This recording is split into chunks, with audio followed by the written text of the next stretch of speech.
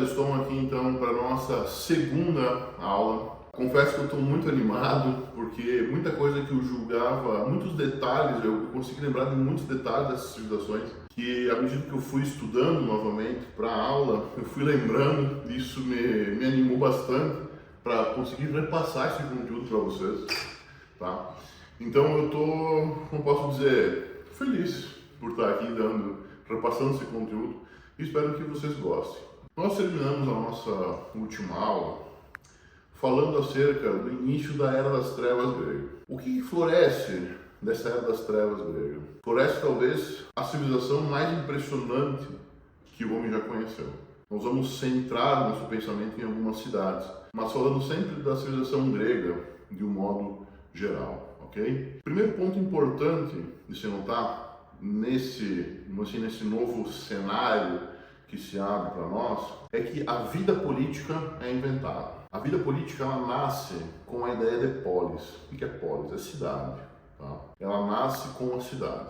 Antes de prosseguir nisso, pensem sobre a evolução, a teoria da evolução. Os neandertais, eles tinham, em média, o cérebro maior que os Homo sapiens. Por que os neandertais não triunfam sobre os Homo sapiens? Porque os neandertais, eles não conseguiam viver em comunidades grandes, enquanto que o Homo sapiens, ele conseguia viver basicamente numa colmeia. E agora eu vos pergunto, o que é o mundo moderno senão uma colmeia? Eu consigo saber o que acontece no Japão, ao mesmo tempo que eu consigo saber o que acontece na Austrália, nos Estados Unidos. Tudo está linkado por meio da internet, por meio da informação. O poder perpassa por meio das redes sociais, nós conseguimos influenciar uns aos outros. Eu consigo, esse vídeo pode estar sendo assistido do Japão, por exemplo. Então, o que é o mundo senão uma grande colmeia? Isso nos leva a crer que o Homo sapiens, ele foi um ser que evolutivamente foi adaptado para viver em comunidade. Nós somos seres adaptados para viver em comunidade. Outro ponto importantíssimo dessa primeira parte é a preocupação acerca da morte. Enquanto em outras civilizações da história, desse mesmo período, inclusive, a vida ou a morte, a vida após a morte ou a morte em si, era uma preocupação muito grande, aqui eles não tinham uma preocupação grande com a morte, ao contrário de todas as outras civilizações. O que isso ocasiona?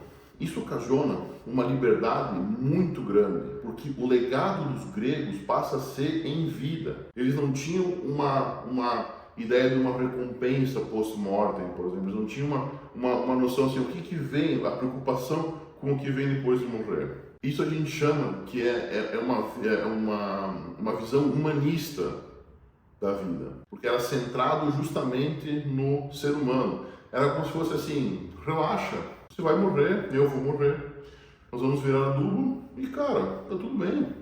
Enquanto, por exemplo, a solução cristã para isso é assim, não se preocupe com a morte se você for um bom cristão, porque a imortalidade para ti está garantida se você for um bom cristão. Se você estiver fazendo tudo certinho, o que manda, o que está, vamos dizer assim, disciplinado nos livros sagrados, você não precisa se preocupar. Mas assim, olhem como isso, querendo ou não, nos tira um pouco a liberdade. Isso que eu quero mostrar. Porque há quantos milhares de anos nós estamos discutindo o que é ser um bom cristão e nos matando? O que é ser um bom cristão? Então isso nos tira a liberdade de muita coisa. Como por exemplo, vamos lá, se eu tenho uma visão centrada, uma visão humanista centrada no homem, isso me propicia, por exemplo, pensar com razão, pensar com sobriedade, o que é melhor para a vida do homem, para a vida em comunidade. O que é a ciência propriamente dita, senão um indagar e um agir, um modificar a própria realidade. Ciência é isso, tá? Então, cara, é a primeira leva da história, a civilização, a primeira leva da história que tem essa liberdade de ter tudo centrado no homem e tudo vinculado à comunidade. Isso é fantástico notar. A visão que eles têm do homem, por exemplo, é uma visão muito elevada, tá? O homem, para eles, é uma criatura, a gente viu na primeira aula alguma coisa, Mas assim, isso vem como se fosse um efeito cascata, esse efeito fica cada vez mais forte. O homem é uma criatura capaz dos feitos mais nobres, dos feitos mais elevados, e a limitação dele é a morte, e eu não me preocupo tanto com a morte. Para eles, o homem, por exemplo, em vida é possivelmente infinito, cara. Então, tamanha é a força desse homem, tamanha é a força desse homem. Então, por isso que é incrível pensar a reviravolta que isso causa na própria noção de civilização, não se preocupar tanto com a morte ou com o post-mortem. Isso é levado, sei lá, à visão trágica, a gente chama de visão trágica grega, uma visão que acompanha aí pelo menos até uns 1000 depois de Cristo, mais ou menos. E vai influenciar tudo adiante, como por exemplo, estoicismo, neoplatonismo, epicurismo. Vejam só, a finitude do homem, né? A finitude do homem em contraponto com a possibilidade infinita que ele tem de se auto-aperfeiçoar, vai dando cara a diversos movimentos filosóficos. Ainda que a morte seja a limitação desse homem, eles tinham um conceito muito grande, muito severo, para dizer quando um homem, por exemplo, perde a mão. O que é perder a mão? Eu digo perder a mão no sentido de começar a ser arrogante, de tão incrível que ele é. Isso a gente chama de rubris ou hibris. Tá? Vocês não podem encontrar com qualquer grafia dessas duas que está correto. A hibris é algo latente, inclusive no nosso mundo. Eu fiz esse convite no Instagram para os psicólogos, psiquiatras e entusiastas em geral do comportamento humano virem conhecer esse conteúdo para ver se vocês identificam algumas pessoas do nosso cotidiano, da nossa era, vamos dizer assim, que foram afetados por essa hibris, foram afetados por essa rubris, que é basicamente uma arrogância, é algo que passa da medida, algo descomedida, como se, por exemplo, a pessoa fosse tão forte, tão incrível, que ela passa a ser arrogante. A frase que talvez faça o fechamento para vocês entenderem o que é a hibris é que assim, o endeusamento de um homem causa falha na autopercepção dele. O endeusamento de um homem causa falha na autopercepção dele. Então, isso significa, quando uma pessoa é muito endeusada, ela passa a se enxergar um pouco acima, com uma certa arrogância. E isso, para os gregos, é sinal de que essa pessoa vai começar a decair. Exemplos históricos acerca da hibris, a gente tem, por exemplo, Prometeu, um titã muito inteligente que rouba o fogo de Hestia para entregar ao homem, fazendo com que o homem seja próximo dos deuses.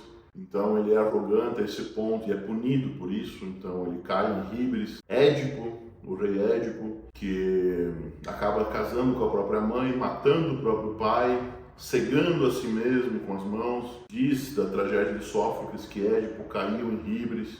Tem mais alguns titãs que escritos aqui. Sísifo do romance do Camus, né? Albert Camus. Sísifo ele era tido também com uma inteligência absurda. Ele tenta pregar uma peça nos deuses e acaba sendo condenado a rolar uma pedra, a vida eternamente rolar uma pedra morro acima, e chegar em cima do morro essa pedra iria descer. Então Sísifo é um exemplo do outro personagem histórico, mitológico, né? Que caiu em hibris. Cara, eu acho incrível notar como esse conceito ele é aplicável a diversas figuras que estão no nosso cotidiano, que caem em endeusamento e a autopercepção começa a falhar. Por quê? Da mesma maneira que nossos hábitos nos moldam, aquilo que nós escutamos sobre nós mesmos também passa a moldar a gente. Porque o que é? É a repetição disso tudo. Hibris ou rubris é a única coisa que pode condenar um herói em vida. Tá? É a única coisa que pode condenar um herói em vida. Recentemente nós tivemos o caso do Paulo Musi, por exemplo, negar o uso de esteroides, né? Cara, vejam só. Ou peguem qualquer outro caso de algum famoso que passou ou que inventou alguma história, falou alguma mentira, talvez nessa falha de percepção. Às vezes o que eu quero dizer é que não é nem culpa dele, é culpa daquilo que foi criado dele, da imagem que foi criada dele. Porque para ele admitir o uso é uma coisa severa, digamos, uma coisa muito séria, porque talvez ele não ia ao encontro da percepção que ele criou acerca dele mesmo, por mais que essa percepção seja falha, tá? Porque não informar o uso é mais grave, vamos dizer assim, não informar o uso é mais grave do que admitir o uso nesse caso, porque admitindo o uso você pode informar, negando você acaba dissimulando todo um aparato e isso gera um problema muito grande. Quantos famosos, por exemplo, também negaram usar, lógico que é outra coisa, né? Negaram usar drogas, por exemplo, recreativas, né? Porque talvez a autopercepção dessas pessoas seja falha. Talvez se eles admitissem o erro, eu falei, olha, eu errei. Ou assim, eu usei, como no caso dos esteroides, eu usei com acompanhamento, eu fiz acompanhamento com, enfim, eu fiz o uso, eu admito que fiz o uso para fim estético, enfim, informando toda essa população, porque querendo ou não, ele influencia muita gente. E quando você é endeusado, é muito fácil cair em ribes. Isso, para os gregos, era tão sério, tá? Que eles inventam um conceito que mais tarde acaba por dar origem a diversos pensamentos históricos, tá? Justamente para amenizar a chance do ser humano cair em ribes. Que conceito que é esse? É o memento mori. Lembra-te de que és mortal. Por que quando um imperador ganhava, um comandante ganhava uma batalha, ele pedia para alguém conta uma história, né, que eles pediam para alguém sussurrar no ouvido dele, memento mori, lembra-te de que és mortal, justamente para ele não cair em ribes. A ribes é algo muito sério para eles, porque existe uma falta de controle dos impulsos nisso, pode gerar uma ira, pode gerar uma fúria, esse orgulho muito grande pode gerar uma fúria. Então veja quando essas pessoas super expostas, que são de certa forma endeusadas ou são super-homens em nossa comunidade, como essas pessoas quando são confrontadas, elas por muitas vezes perdem o equilíbrio, elas começam a agir com fúria ou com orgulho. Tá? Isso é muito normal, pessoal. E quando digo normal, assim, eu mesmo tive caso de gênios da bioquímica lendo um artigo científico e eu fui ler o artigo e não era o que eles estavam falando. Como eu ia falar alguma coisa para, sei lá, pessoas que são tidas como, e são, de fato, gênios da bioquímica no nosso universo, digamos, das redes sociais. Não tem como. Então, porque elas têm elas foram endeusadas, elas têm esse poder, e isso tenho certeza que aconteceu com diversas outras, assim, quantas pessoas que vocês conhecem. Às vezes você sabe que a pessoa está errada, você sabe que a pessoa está mentindo, mas por ser ela, por exemplo, quantas pessoas se auto-intitulam, por exemplo, desses influenciadores, né? Eles se auto-intitulam, por exemplo, cristãos e estoicos. Cara, isso não faz nenhum sentido. Ou quantas pessoas utilizam das frases prontas do estoicismo sem nunca ter tido noção do que é uma ribes, ou tido noção do que é um memento mori, ou tido noção do que é o próximo conceito que a gente vai ver, que faz nascer da poesia, faz nascer a filosofia, do autoconhecimento, do autoaperfeiçoamento das estéticas da existência. Então, pessoal, a ribes é o que pode condenar um herói em vida. Por isso que os gregos tinham um medo muito grande de fazer que esses heróis caíssem em ribes. Fechando esse assunto, nós podemos falar sobre a ideia do inferno grego. Porque a ideia do inferno grega nos faz ter a noção do que é a coisa mais terrível para um grego que tem o autoaperfeiçoamento como pensamento central de sua vida. O que poderia ser a coisa mais horrível para um grego que tem o exercício de si mesmo como uma ferramenta essencial, uma ferramenta vital. Cara, o inferno para eles, que tinham o exercício da vida, o exercício da vida em si como um bem maior, a gente chama de tântalos. É um conceito fantástico. Por quê? Porque ele remete a uma coisa de sempre continuar e sempre fracassar.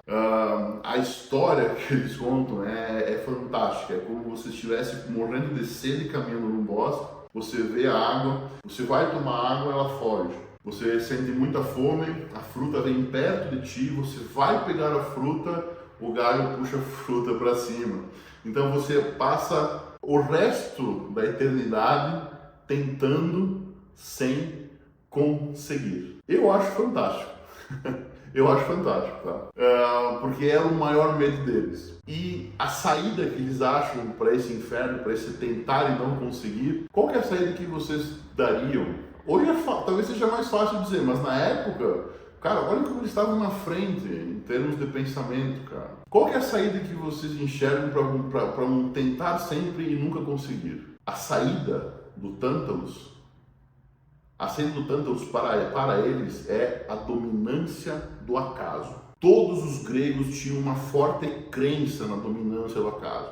Essa agora é uma ideia muito moderna, como eu falei. É muito fácil pensar nisso agora. Mas assim, não existe força divina que supervisiona o acaso. Para eles, o que comanda a vida inteira deles é a dominância do acaso. É justamente tentar diminuir a força que o acaso pode ter na vida. Por isso que eu estou sempre me preparando. Lembra daquela frase? É melhor ser um guerreiro no jardim do que um jardineiro numa guerra? É justamente dominar o acaso. Se por um acaso tiver a guerra no jardim, eu estou preparado. Isso é dominar o acaso. E agora vem aquele conceito que nessa ideia de dominância do acaso, vem o conceito que eu me abstive de falar agora há pouco. Quando questionaram Aquiles, o que faz Aquiles, ser Aquiles? Ele solta a frase que faz surgir, provavelmente, toda a filosofia do conhecimento de si mesmo, toda a ideia do exercício de si mesmo, toda a ideia do aperfeiçoamento de si mesmo, das estéticas da existência, e vou além, o que faz o Nietzsche criar o amor fati, o que faz a ideia do eterno retorno do Nietzsche também, eu acredito que venha daqui, porque é muito parecido. Ela está numa parte muito interessante dos fragmentos. Quando perguntam para Aquiles, o que faz Aquiles ser Aquiles? Eis que ele responde, aien aristeien, ou aien aristeioi, as duas formas estão corretas. Sempre faça seu melhor. É isso que essa frase quer dizer. Não importa o tempo, não importa aonde. Sempre faça o seu melhor. Sempre seja o mais preparado, sempre seja o mais grandioso, o mais forte. Sempre faça o seu melhor. Essa palavra tem uma noção muito forte de tempo, né? A ideia de era, né? De ion, né? Aion, ion. Então, quando a gente fala do aiena aristeioi, é como se fosse por uma vida inteira. Sempre faça o seu melhor.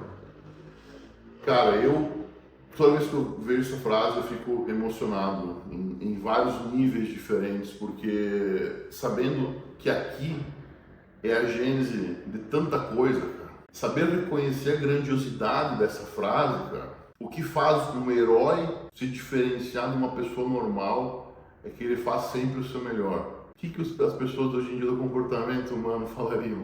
Meu Deus, é isso mesmo. O que é alta performance senão fazer sempre o nosso melhor, ato após ato. Cara, essa frase é um dos pontos mais importantes da história para entendermos o comportamento humano hoje. Eu estava muito ansioso para falar sobre essa frase aqui no YouTube, porque eu vejo pouquíssimo conteúdo sobre ela. Eu praticamente não vi conteúdo sobre ela. Eu vejo pouquíssimos papers. Cara, artigo no Brasil não sei se tem, cara. Mas assim, é incrível a força que isso traz. É incrível a força que isso traz. Até nesses mesmos fragmentos, tá? Só a guisa de consideração também, para lidar com a imortalidade, né? Para lidar com a imortalidade, questionam Aquiles por que ele escolheu morrer. Ele diz assim, que se ele não morresse, ele não ia ser lembrado como Aquiles, como o maior dos guerreiros aqueanos. Então, vejam só, estamos aqui em 2023 falando sobre Aquiles, né? Ele de fato, então ele alcançou o que ele queria com a morte, que era ser lembrado. E se ele fosse, como ele era filho de uma divindade, se ele ficasse vivo, ele não seria Aquiles. Então, essa é a chave que ele tem para o problema da mortalidade, tá? Nesses fragmentos que ele desenha também a hiena aristeia. Cara, essa hiena aristeia, a hiena aristeioi, para mim é a chave para a gente entender, como eu já falei, né, o comportamento humano e diversas doutrinas filosóficas, como por exemplo o estoicismo, que é hoje uma coisa muito hypada e que pouca gente sabe as origens disso. Cara, a origem é aqui.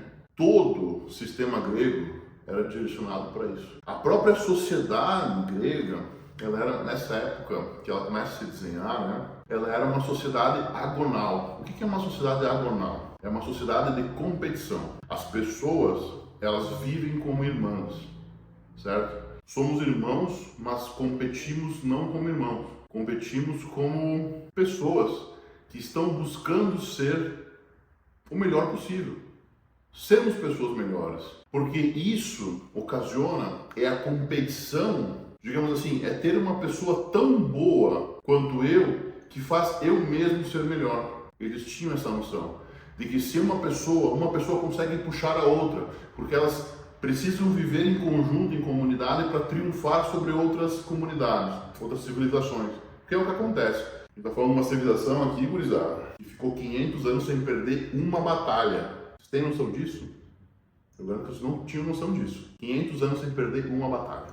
Então, isso aqui é muito bom para a gente conseguir pensar que ter pessoas boas para competir conosco é o que nos faz querer ser melhores. Então, eu vejo o outro como um competidor, como um adversário, perdão. Eu vejo o outro como um adversário, mas ao mesmo tempo eu vejo o outro como um necessário. É preciso haver o meu adversário, é preciso existir o meu adversário para eu conseguir ser o melhor possível. E fazendo com que, e isso acontecendo, a gente cresce enquanto comunidade. Ainda mais no mundo globalizado, hoje que a gente não tem mais guerra, a gente cresce enquanto humanidade. São os nossos adversários que nos fazem ser melhores.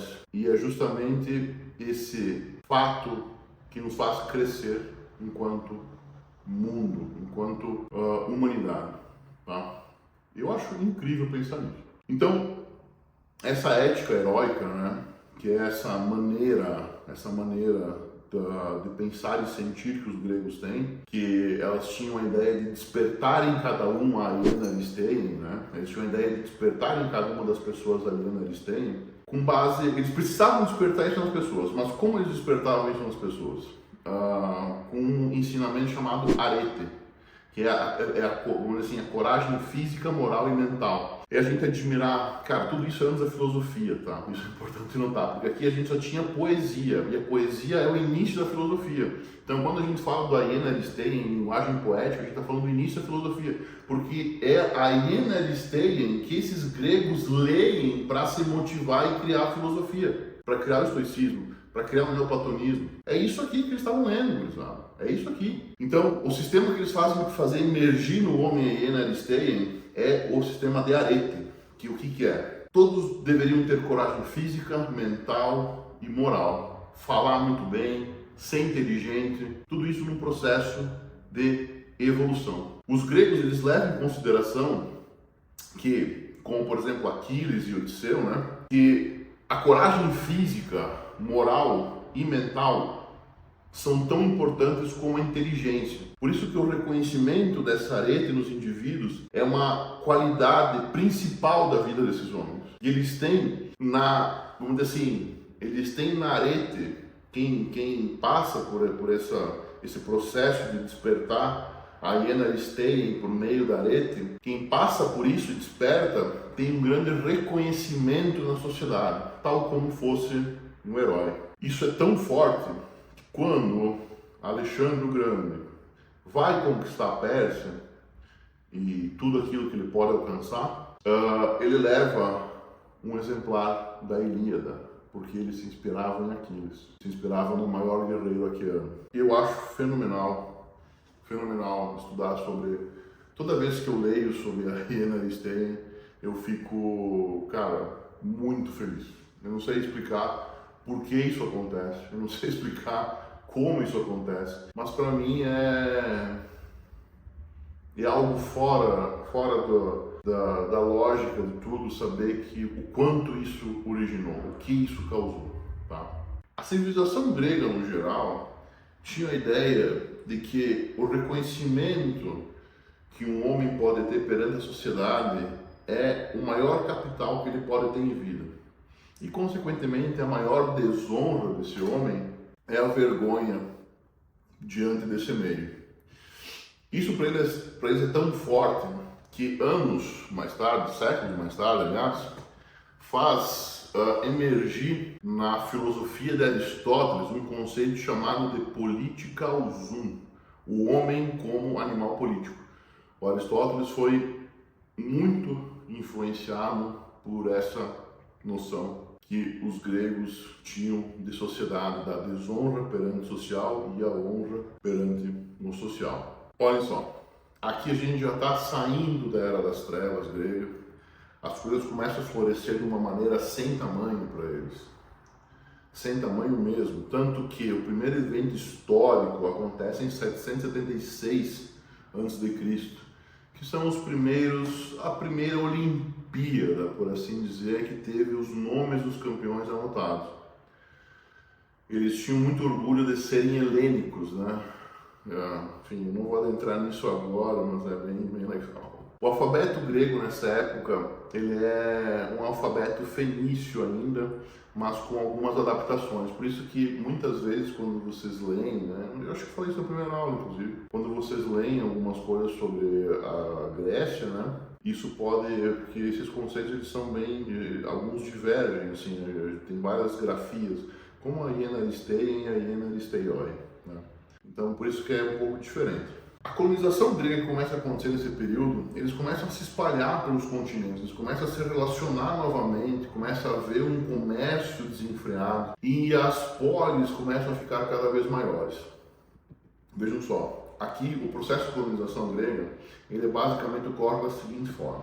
Um oikistes, que é uma pessoa, ele é nomeado, certo? Ele é nomeado para fazer o quê? Para ir em determinado lugar longe e fundar um oikos. Então vejam, um oikistes vai para um lugar longe, é uma ideia talvez de uma apoiquia, que é uma propriedade distante, né? A gente chama de apoiquia. Ele vai para uma apoiquia fundar um oikos. Fundar um oikos. Como ele funda um oikos? Fazendo um nomos. Agora ficou difícil, né? Mas eu vou clarificar isso para vocês e vocês vão ver o que nasce disso, tá? Nomos é lei, certo? A gente já viu a diferenciação dos dois tipos de lei. Nomos basileu e nomos empsicos, então eu não vou entrar aqui. O oikos é traduzido como casa. Então a gente tem a junção do nomos com oikos. Nomos e oikos, nomos. A lei da casa. O oikistes ia para determinado lugar fundar a lei da casa. Você vai cuidar dos animais, você vai plantar, você vai colher. Eles chamavam as pessoas que estavam interessadas em colonizar os lugares, que eram chamados de apoikoi, que eram os primeiros colonos, e também tinha os epoikoi, que eram os colonos de segunda leva. Tá? Essas pessoas iam para essa apoiquia, que era esse lugar distante, e iam colonizar. Vocês conseguem, com essas palavras que eu falei para vocês agora em grego, vocês conseguem identificar o que nasceu aqui? Vamos ver. Vou dar 3 segundos. Se você disse economia, você acertou. Oikosnomia. Aqui surge a economia como a gente conhece. O que é a economia? A lei da casa, o mais simples possível. Recentemente eu tive a oportunidade de conversar com uma pessoa muito do alto escalão que faz a gestão de risco de alguns bancos, faz um banco em particular, mas é uma pessoa que faz a gestão de risco desse banco enorme. Cara, enquanto ela falava o que ela fazia para gerir o risco desse patrimônio gigantesco, toda vez eu lembrava disso, a lei da casa. Porque ele disse assim, o que eu faço para gerir o risco é a coisa mais simples possível. Porque eu não posso movimentar, eu não posso apostar ou fazer movimentos bruscos com um dinheiro desse tamanho. Não tem sentido. Então vejam como a economia é lidar com as coisas básicas. É saber, cara, por que comprei isso aqui? Vale a pena ter comprado um copo desses? Por que eu gastei, sei lá, num tênis? É fazer a lei da casa. E vejam como cada vez mais os economistas que são influenciadores do Instagram vão justamente ao encontro disso. Eles dizem, você pode economizar R$300 por mês, porque você vai escalonando isso e ao final você tem X, ao final de tantos anos tem Y. Cara, a economia é a coisa mais simples possível. Por que buy and hold funciona tão bem e day trade não? Cara, day trade sei lá, é muito arriscado. Enquanto que buy and hold é o básico. Eu acreditar numa empresa, eu estudar ela, comprei e segurei. Ponto. A economia, Warren Buffett, Barsi, cara, tudo que esses caras fizeram foi o quê? O básico. Se as pessoas tivessem estudado isso, o que é economia aqui, entender que economia é lidar com o básico, é fazer o básico. As pessoas têm noção, não, movimentar dinheiro, fazer dinheiro, investir aqui, puxar aqui, vender. Não. É muito mais simples do que isso. Quanto mais estudar economia, mais você vai ver que economia é lidar com o básico. E aqui é o exemplo. O nascimento da economia nos mostra que é isso. Então aqui a polis floresce. A polis é diferente de tudo o que existe até então. Essas polis mais robustas, né? Quase uma mater polis, uma mãe das cidades. Polis são muito robustas. Se nós pegarmos cidades como Ur e Kish, né, que são cidades que existiam já em 3000 a.C., esses lugares continham a morada dos monarcas, por exemplo, dos imperadores, né? Mas não eram polis, porque a polis é uma reviravolta na história. A polis, o comandante da polis, ele vive como uma outra pessoa qualquer. Ele vai cuidar da terra, ele vai plantar, ele vai colher, porque o senso de comunidade é muito forte. Teve um poeta, o nome dele é Alceu, no século 7 ou 8 a.C., 7 ou 8 a.C. Ele diz assim, que a polis não é uma coisa física, é uma coisa ideal. Cara, quando ele falou isso, ele deu um exemplo fantástico, que não foi nessas palavras, é uma coisa mais bonitinha, mas assim, a polis é uma coisa que você consegue, os homens são a polis, essa frase, se não me engano, ele usa. Os homens são a polis, os seres humanos são a polis, porque a polis você pode construir ela de novo em outro lugar. A polis é um ideal de comunidade, não é o que está construído lá, é o que emerge do que está construído, aquela energia, aquela força do que está construído lá. Por isso que os povos que se dão, que melhor evoluem na história, economicamente falando, são os povos que trabalham em conjunto, e isso foi o que aconteceu nessa época. Séculos mais tarde, de novo, Aristóteles, influenciado por isso, ele vai dizer que a justiça, por exemplo, só lembrei disso agora, né? Que a justiça só existe em uma polis, fora da polis não existe justiça. A polis como ideal, então, é um pensamento central grego. O povo os fósseis, né? Inclusive, quando eles são atacados pelos persas, nas guerras persas, eles pegam a polis e levam ela num navio. Mas o que é levar no navio? É levar as pessoas. Eles foram, se não me engano, para onde é a Riviera Francesa. Eles foram do território que eles estavam para a Riviera Francesa em navios e lá constituíram uma cidade nova. Esparta também tem isso, que é depois quando eles lutam contra Xerxes, né, que é a famosa batalha, né, de Termópilas, eles fogem para onde hoje é a Itália. Eles tentam montar uma nova Atenas nesse lugar. Tá? A polis, para esses homens, então, ela parece, para esses gregos, ela parece como uma coisa espiritual. São pessoas que trabalham em conjunto com determinados objetivos, certo? A maior parte dessas pessoas, né, estava engajadas, por exemplo, em lavouras, em cidades que cresceram, diferente das cidades orientais, por exemplo. Cara, são cidades que cresceram boas para o plantio, tá? Quando você vive em polis, o seu comportamento na polis afeta toda a civilização, toda a polis.